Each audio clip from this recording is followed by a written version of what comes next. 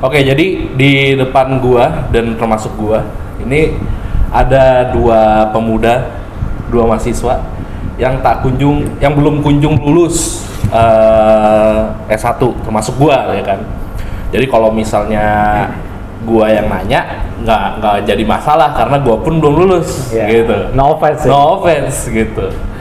Masalahnya gini, kenapa gue berani? Karena kalau Arfan kan dia ada Arfan ada Fulki di podcast Kijang satu kali ini gitu. Nah, kalau gua tuh belum sempro Ki. Belum. Itu ceritanya panjang. Ada internal. Jadi gua sempet sempro, tapi ternyata gua tidak bisa sempro gitu. Itu gimana tuh? Nah, ya itulah. Terus kalau lu sama Arfan udah sempro kan, udah lulus sempro, tinggal ini doang kan, skripsi gitu kan. Jadi nggak masalah gue nanya karena gue lebih parah gitu. Nah, tapi kan gini Ki, zaman sekarang tuh banyak nih yang menjadikan lu tuh belum lulus tuh ukuran. Ini bukan ukuran dalam pekerjaan. Kalau pekerjaan kita bisa terima karena kan ijazah itu kan diperlukan, ya kan. Mau gak mau kan ijazah itu diperlukan. Walaupun ijazah akan kalah sama orang dalam. Betul. Cuman kalau misalnya di sosial nih, kehidupan sosial, gue juga baru nggak ternyata tongkrongan tuh terpisah. Maksudnya gimana tongkrongan? Tongkrongan tuh banyak yang memisahkan. Kayak gini lah, pelan-pelan teman-teman kita yang udah lulus lipir gitu. Iya, menjauh jadi jauh dari kita. nggak semua sih, tapi kebanyakan yang udah lulus. Ya lu ya gini aja kan, kita banyak yang udah lulus nih teman-teman kita. Ya lu rasanya gimana gitu aja. Oh iya. Iya nggak sih? Nah, jadi kita mau kerja aja susah. Gimana kalau kayak gitu di pertemanan ya kan, di sosial. Jadi ini agak mengganggu aja sih di dalam otak gua gitu ya. Kepikiran gitu, kenapa sih mesti kayak gitu? Nah, gue sekarang mau nanya nih ke lu berdua, dari Fulki dulu deh. Alasan lu konkret kenapa belum lulus, baik teknis maupun dari mungkin lu ada pemikiran lain gitu. Kalau secara teknisnya sebenarnya masalah ada di dosen sih. Oke. Kalau gua gitu. Jadi dosen gua nih pertama dia bimbingan cuma sebulan sekali. Sedangkan beberapa dosen lain tuh ada yang bimbingan seminggu sekali. Nah, gue sebelum lebih jauh ya, gue kan belum sempat bimbingan nih, karena ada masalah internal itu. Itu emang nggak diatur ya Ki? Emang nggak dijadwalin dari kampus sih Ki? Kalau di kampus gue nggak tahu kampus lain. Oh gitu, jadi seenaknya dosen aja? Iya, tergantung dosen. Waduh, kapan? Repot juga ya? Iya, jadi kalau dosen gue itu bimbingannya sebulan sekali. Emang sih kalau misalnya awal semester dia seminggu sekali, tapi biasanya sebulan pertama doang. Sampai 2 bulan pertama itu seminggu sekali. Habis itu sebulan sekali. Dan setelah UTS dia benar-benar ngilang tuh. Libur. Enggak libur. Bukan libur, setelah UTS enggak ada libur. Ngilang tuh dalam artian kayak susah dihubungi, entah dianya bilang sibuk apa segala macam. Pokoknya bisa bimbingan tuh setelah UTS bisa kayak cuma sekali doang. Kalau kayak 2 kali. Kalau kayak gitu berarti gimana tanggung jawabnya ya maksudnya? Nah iya itu juga kan yang dipermasalahin. Maksudnya kayak ya harusnya dia sebagai dosen pembimbing tanggung jawab lah gitu. Maksudnya kalau dia kayak gitu kan akhirnya timbul apa ya, pikiran-pikiran negatif di kita sebagai mahasiswa bimbingan ya. Maksudnya pikiran negatif tuh kayak apa nih, orang nyari duit sengaja, mahasiswanya dilama-lamain biar kan bayar. Kan kalau nambah semester dia bayar bimbingan lagi, bayar ke dia lagi kan gitu. Kok langsung dia? Iya. Nggak ke dia, bayar ke kampus maka dia dapat. Gitu. Oke. Karena nama bayarannya di yang kita bayar itu perpanjang skripsi itu adalah untuk bayar dosen pembimbing juga gitu. Nah, ini kondisinya kan pasti kan banyak teman lu yang lain yang satu dosen pembimbing kan, sama lu kan, dengan contohnya beliau juga. Oh, contohnya Arfan nih, kebetulan berarti sama nih ya. Sama nih ya, secara teknis berarti sama nih ya. Gua Arfan satu dosen pembimbing. Bayangin lu, si Fulki kan sempro duluan kan? Iya. Jauh sebelum lu kan? Iya. Gua 1 semester duluan. Iya, satu semester deh. Ya lumayan Ki, 6 bulan berarti. Tapi jadi ini sama-sama aja, stuck aja nih sama-sama aja. Ya Apa ini beda? ya Apa mungkin isinya beda? secara progres beda. Iya, secara progres beda. Cuma ya kalau dibilang gua belum selesai ya akhirnya masih belum selesai juga gara-gara itu. Gitu. Jadi emang tuh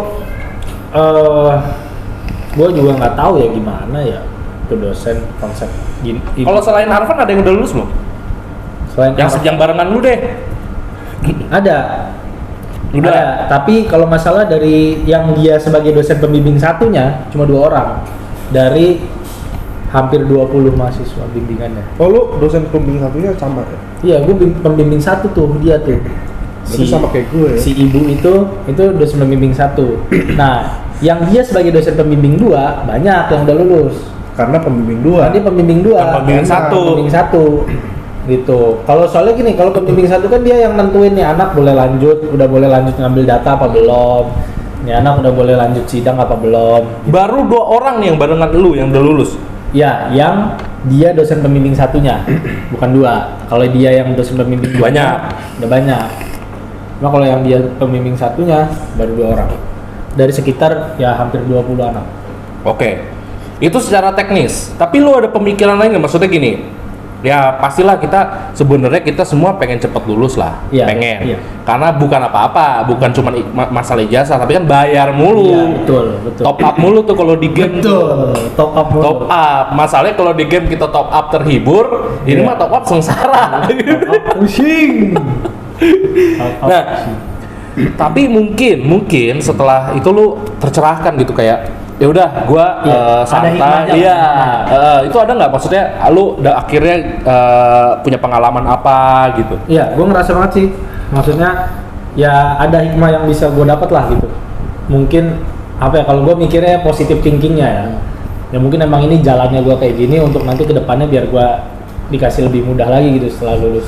Karena yang gue rasain dengan gue agak ngaret gini, terus abis itu kan otomatis ketika gue misalnya nih, gue udah ngerjain nih skripsi gue tinggal minta bimbingan aja nih, tapi dianya nggak ngasih bimbingan.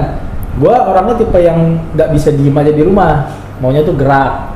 Nah jadi otomatis gue pasti keluar tuh, entah itu gue nyari kegiatan-kegiatan di komunitas, entah itu di mana, di teman-teman main apa segala macam. Dan itu alhamdulillahnya ya, akhirnya dapet channel-channel gitu loh. Kayak yang mungkin ketika misalnya gue andaikan lulus cepat, terus abis Lo itu akan gue langsung sibuk. dapat kerja. Lo akan sibuk ke step selanjutnya. Iya, dan apa namanya, Pengalaman lu gitu doang. iya, dan bisa jadi ketika gua apa namanya udah lulus langsung daftar kerja apa segala macam, ya kerjaannya nggak yang apa ya, ya yang kerjaan-kerjaan yang ibaratnya harus mulai dari bawah banget gitu loh. Nah kalau ini tuh adalah beberapa, gua sama kakak sepupu gua sama teman-teman gua juga udah di gara-gara gua sering main, sering apa namanya kegiatan-kegiatan ditawarin gitu, kayak ini nanti setelah lulus ini aja kerja di sini, dan ya alhamdulillah tawaran-tawaran itu ya kerjaan-kerjaan yang menurut gua lumayan gitu loh, nggak yang ece-ece. Makanya kayak gua ngerasanya alhamdulillah ada hikmahnya juga gitu. Ibaratnya kayak walaupun gua belum lulus nih, gua nih kayak udah banyak pilihan gitu. Nanti setelah gua lulus Banyak jalur. gua tinggal mau ngambil jalur yang mana yang mau gua ambil gitu. Oke. Nah, kalau lu Van, lu kan kalau tadi kan Fulki jelasin mungkin kurang lebihnya sama ya secara teknis gitu kan. Atau mungkin nanti lu akan ada ini lagi nggak? Ada apa namanya? Ada hal-hal lain lagi nggak? Mungkin kan gini, apa namanya? Kalau Fulki kan mungkin tidak ada keterbatasan dalam akademis, mungkin lu ada gitu. Boleh dijelasin dah. Jadi kalau gue sih secara teknis ya memang betul apa yang dikatakan Fulki itu memang dosennya yang kita harus sabar-sabar lah sama dosennya, karena dosennya begitu, dosen pembimbingnya. Karena kan lagi-lagi gue sama dosen pembimbing satunya sama Fulki. Nah tapi di lain hal juga gue ada keterbatasan secara akademik karena gue sendiri kan pengidap disleksia. Jadi kalau pengidap disleksia itu memang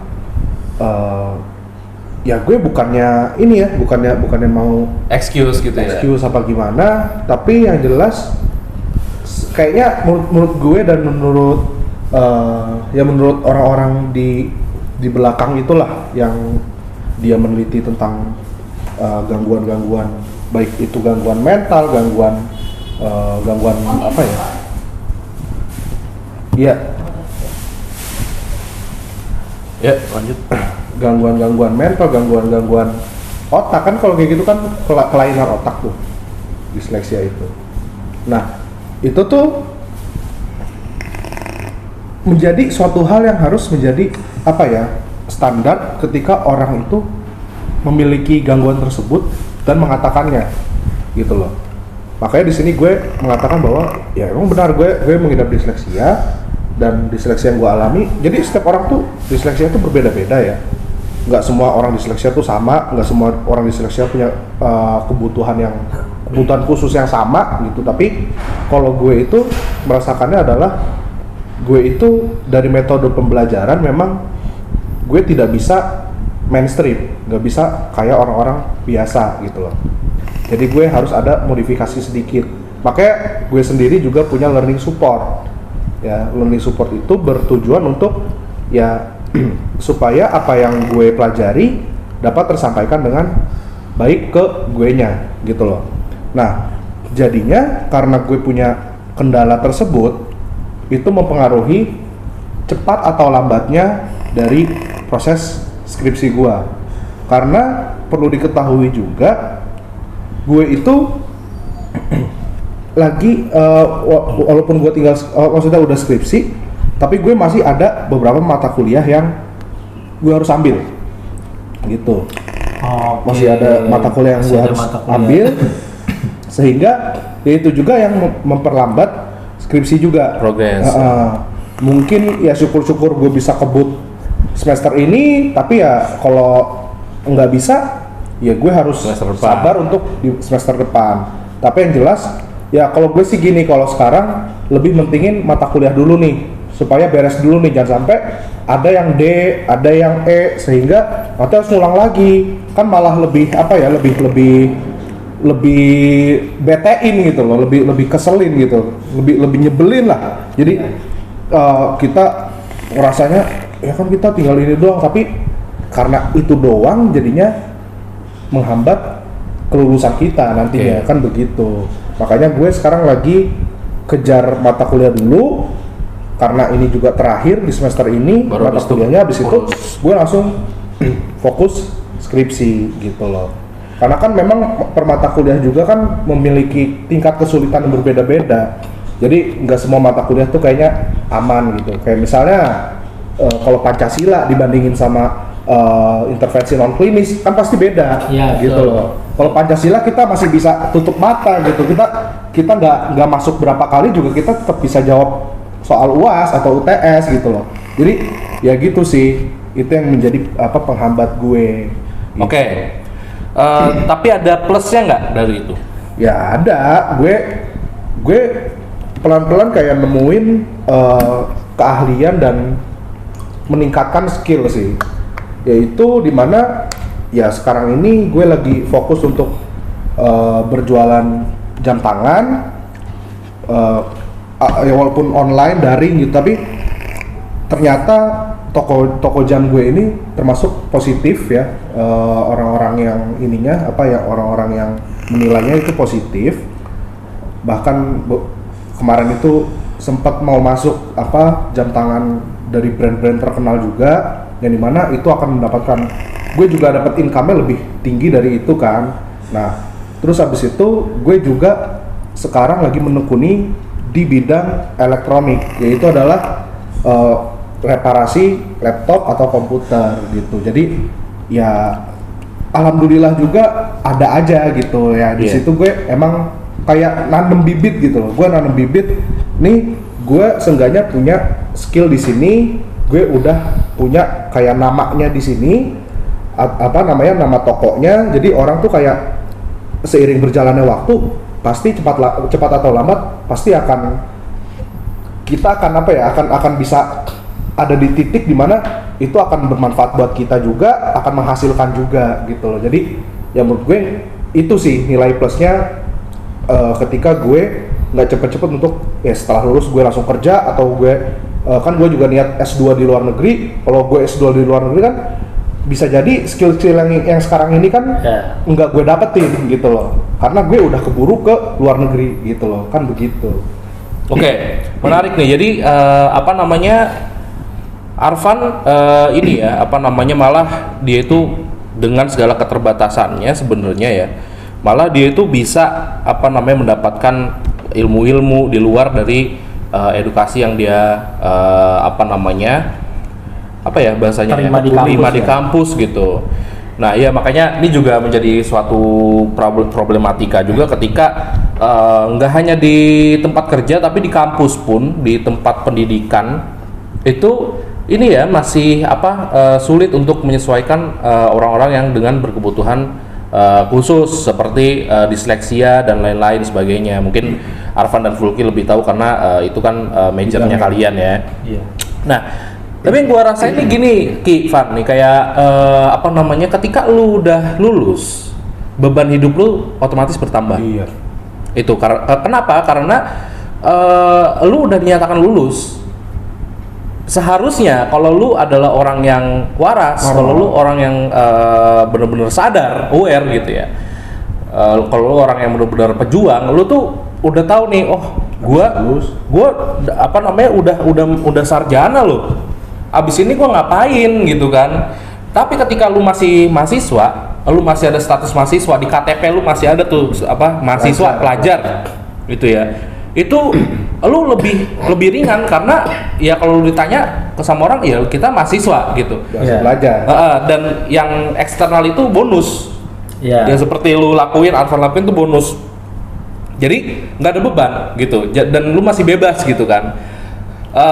Jadi itu membuat munculnya ide-ide, munculnya apa namanya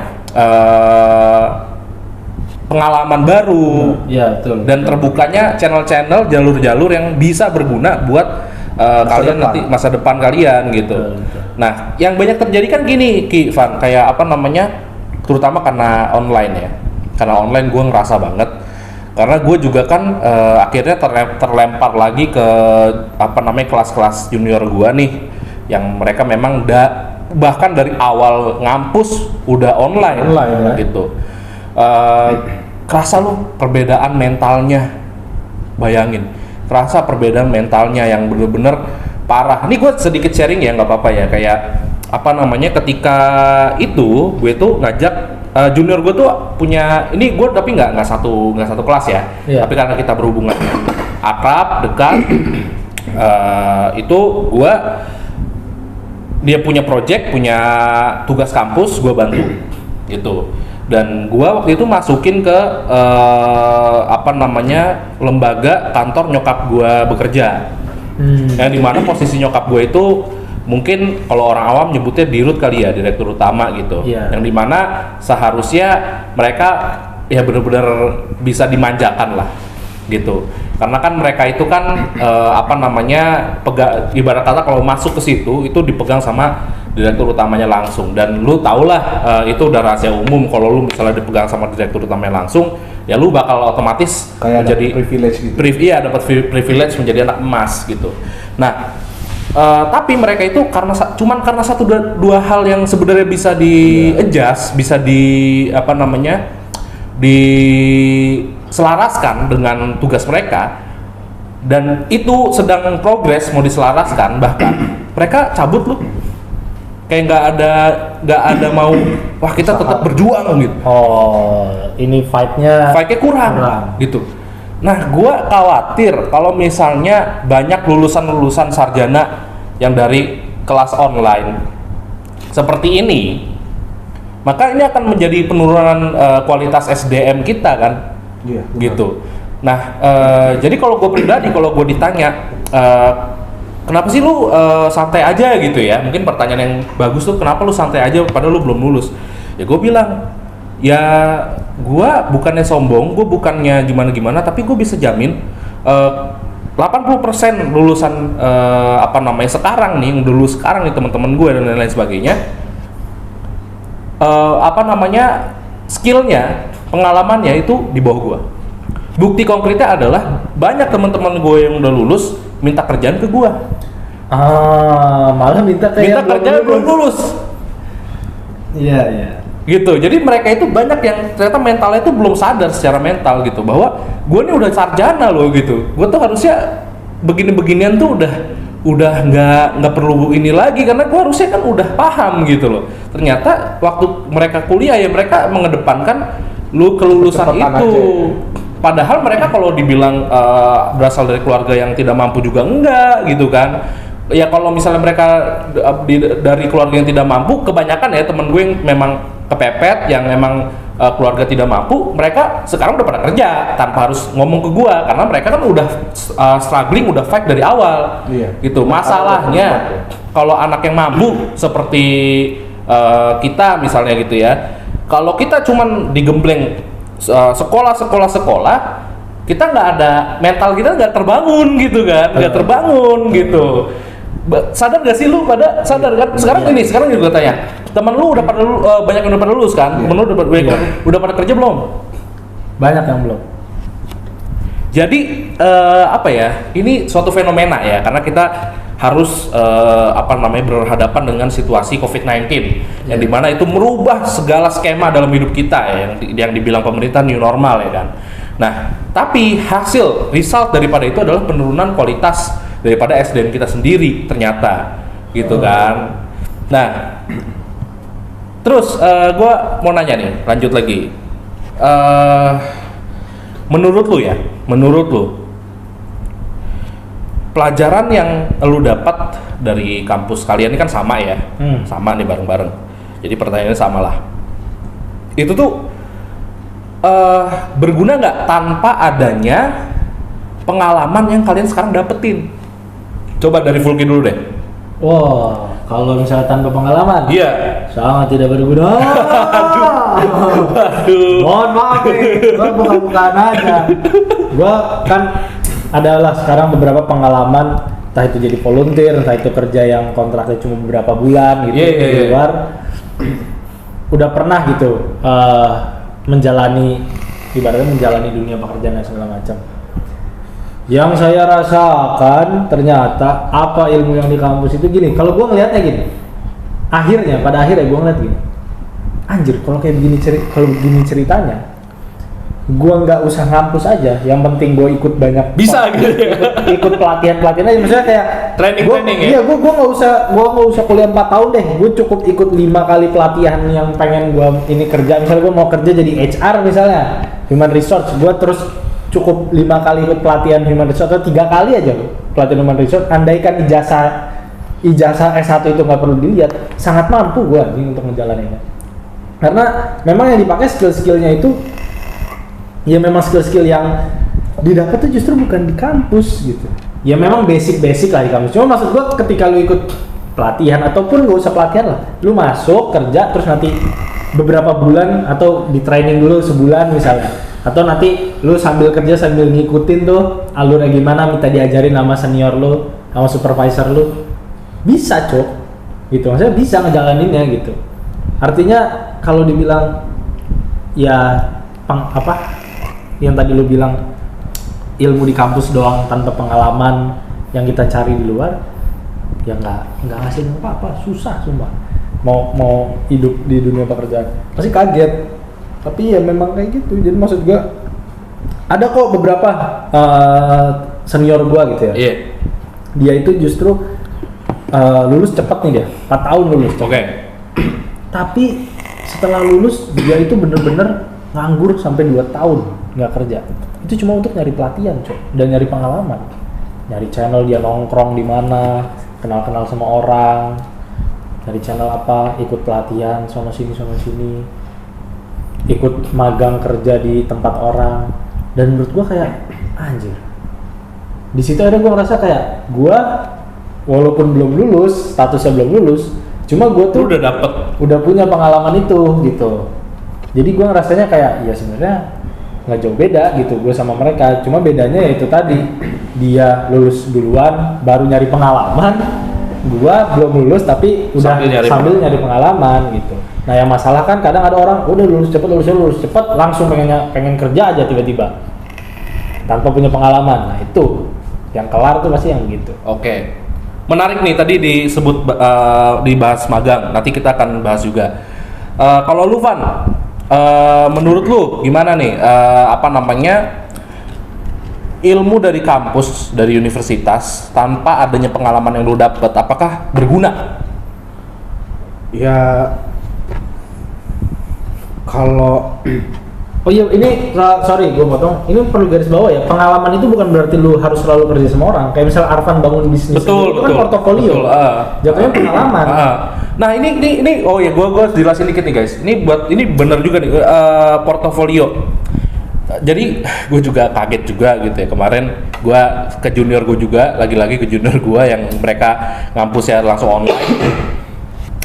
Gue nanya, lu pada mau nambah-nambahin portofolio nggak? Mereka bingung portofolio itu apa.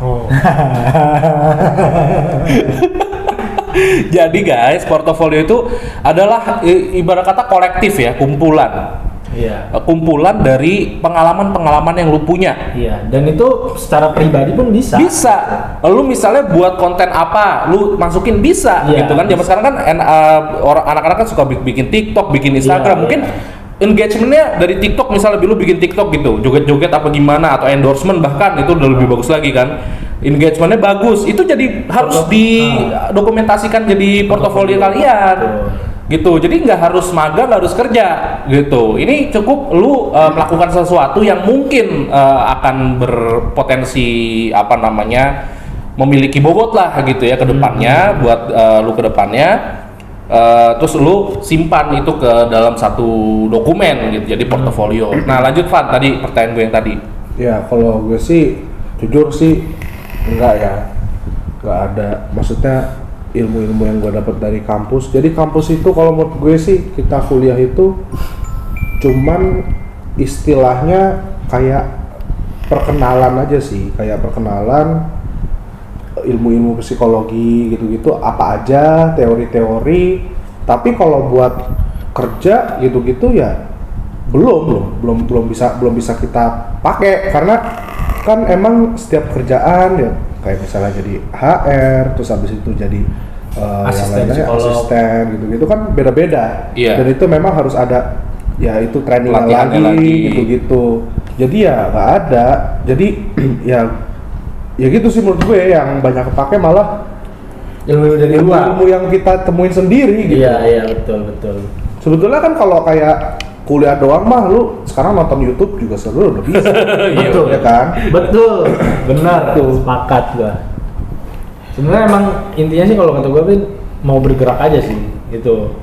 Mau bergerak ya, karena ya kalau misalnya cuma model kuliah doang, ya itu sih kalau bener kata Arfan, kuliah itu bukan apa ya, kan gini, Rocky Gerung pernah ngomong kan, katanya ijazah itu bukti orang pernah belajar, bukan bukti orang pernah berpikir. Betul, setuju. Rocky Gerung pernah ngomong gitu, ijazah S1 itu cuma bukti orang pernah belajar, bukan betul. berpikir. Artinya ya lu di kampus belajar, tapi yang dimaksud berpikir itu adalah ya hal-hal yang di luar dari lu apa yang lu dapat gitu. Kalau lu cuma sekedar datang duduk terus habis itu pulang, datang duduk pulang lulus, ya lu nggak punya apa-apa gitu. Artinya lu nggak pernah berpikir gitu.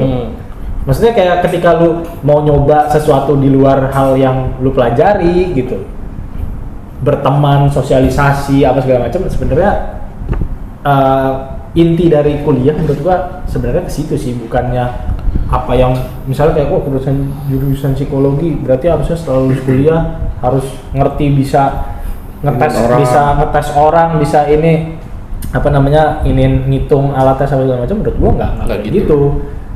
Menurut gua justru kuliah itu mau lu kuliah apa aja, outputnya adalah yaitu relasi lu, pengalaman lu yang lu dapat dari relasi lu selama lu kuliah. Oke. Jadi yang penting itu sih menurut gua. Itu ya pengalaman. Masalahnya betul tuh tadi kata Fulki, harus mau gerak. Masalahnya karena kita dan adik-adik kita tuh kan sekarang online, udah terbiasa tidak bergerak, terbiasa mager jadinya. Betul. Padahal banyak loh kegiatan-kegiatan yang bisa dilakukan secara online, kayak Arfan jualan jam tangan kan. Bener. Tapi guys, gue harus tekenin, kuliah itu tetap penting. Ya penting. Setidaknya untuk saat ini gitu ya. Iya, betul. Karena selain apa namanya itu ada pembekalan ilmu untuk introduction-nya, juga itu ya di situ ada ijazah yang kita dapat. Iya. Tapi yang perlu kalian ketahui bahwa jangan bangga ketika kalian dapat ijazah tapi kalian tidak berpikir gitu loh. Iya. Jadi kalian tetap harus berpikir. Nah, menarik tadi dibahas soal apa namanya magang. Nah kan kalau mungkin lu berdua waktu itu KKN ya jatuhnya. Apa PKL ya? KKN ya PKL. Cuma PKL zaman gua karena zaman Covid Jadi terbatas juga. Terbatas. Contohnya kayak nggak magang. Nah iya. PKL. Nah, jadi gini Ki, kalau yang sekarang ini kan harus magang. Peraturan baru nih harus magang. Jadi magang itu kan akhirnya dijadikan apa namanya semester sendiri tuh. Ada semester magang kan. Biasanya semester 6 kalau nggak salah. Iya betul. Lu harus magang. Nah, tapi dalam penerapannya ternyata magang ini tidak efisien dan tidak efektif. Karena ketika mereka magang, mereka itu tuh hanya dijadikan budak dalam tanda kutip. Jadi mereka itu hanya di abuse ininya apa namanya powernya dia, ya kan? Di apa namanya di apa ya? Diperbudak lah. Dan banyak juga yang akhirnya karena ini keharusan, jadi keharusan. Kalau dulu kan belum harus tuh kurikulum tahun berapa gitu itu belum harus. Jadinya mereka yang magang tuh masih dikasih duit kan. Kalau sekarang banyak karena ini keharusan, kewajiban dari pemerintah kita. Mereka itu apa namanya perusahaan-perusahaan itu banyak yang tidak mau membayar karena kan ya lu kan butuh ini ya, gitu loh, lu kan butuh ini dan malah di ini dieksploitasi.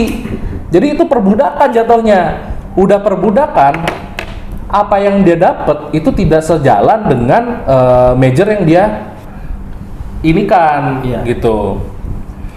Nah, jadi ini juga buat teman-teman semua ya, kalau misalnya kalian magang, nih misalnya kalian ada yang baru menginjak semester magang, ya kalian harus magang, tapi perlu dicatat, jangan sampai kalian diperlakukan seperti itu, gitu. Jangan sampai hak-hak kalian itu dikesampingkan hanya untuk kelulusan di kuliah, betul, gitu. Betul.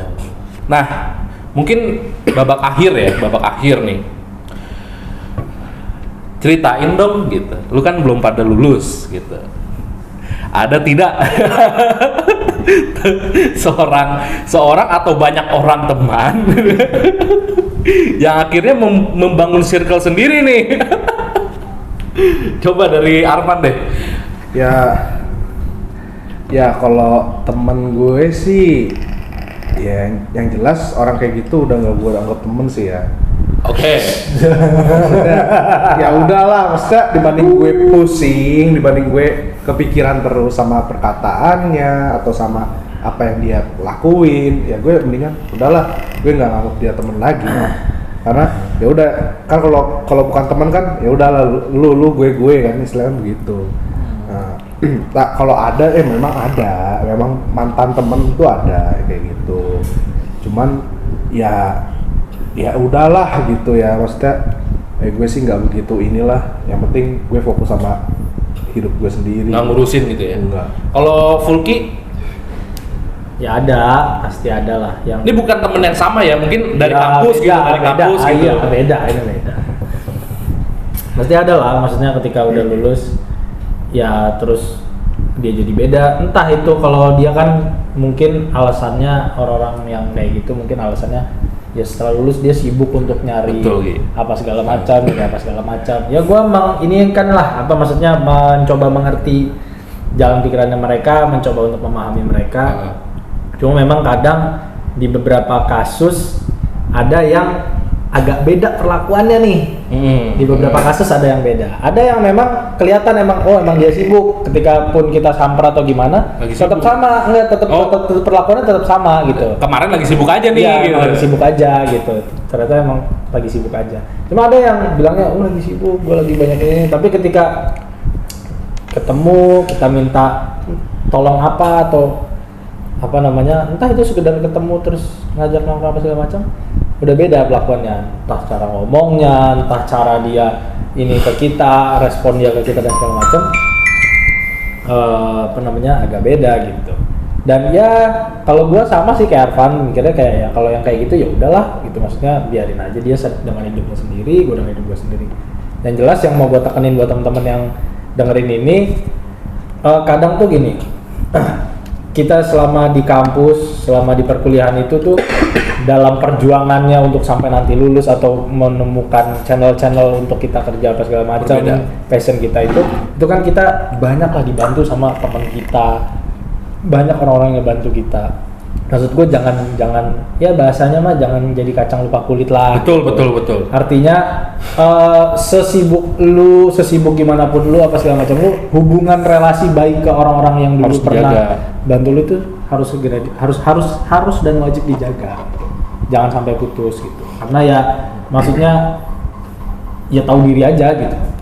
Dulu yang ngebantu lu ketika lu susah siapa, yang ketika misalnya lu itu zaman-zaman lu butuh sesuatu, butuh apa segala macam, yang ngebantu siapa. Jangan pas udah lulus, udah bisa sendiri mandiri terus kayak udahlah, gue cuek aja bodo amat gitu.